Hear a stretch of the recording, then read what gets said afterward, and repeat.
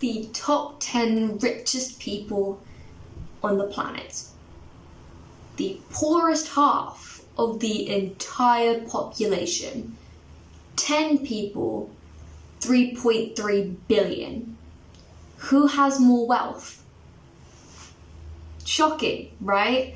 Capitalism has always intended to exploit the working class to cater for the upper class.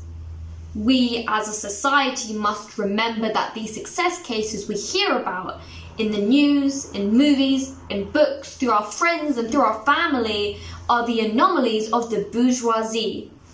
They are the minority living their best lives at the expense of others. How is that fine? And when our government is faced with these issues, they choose to focus on more minor problems like football over the rights of literal human beings. How is that fine? And in school, especially through history and the demonization of communism, we are taught that capitalism has always worked. But we are never taught to acknowledge the sacrifices made. How is that fine? Capitalism is the only way to succeed, except not for those who sacrifice their lives so we can be here.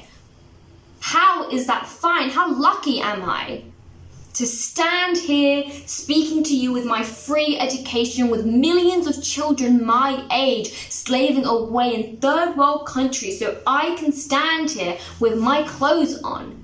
I can eat my food and I can have all these luxuries that they do not have. How is that fine? They deserve those luxuries as much as I do, except that I'm living my best life at the expense of them. How is that fine? And we as a society have let it get this.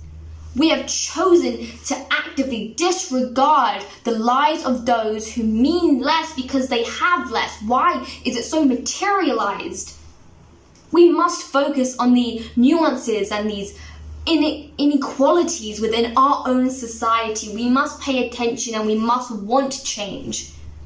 But because I don't know those millions of children in other countries, I don't need to care, but I do. And maybe you should too. And if we want justice, and if we want equality, and if we want it to be fair, it needs to be fine, and it's not. And it's our fault.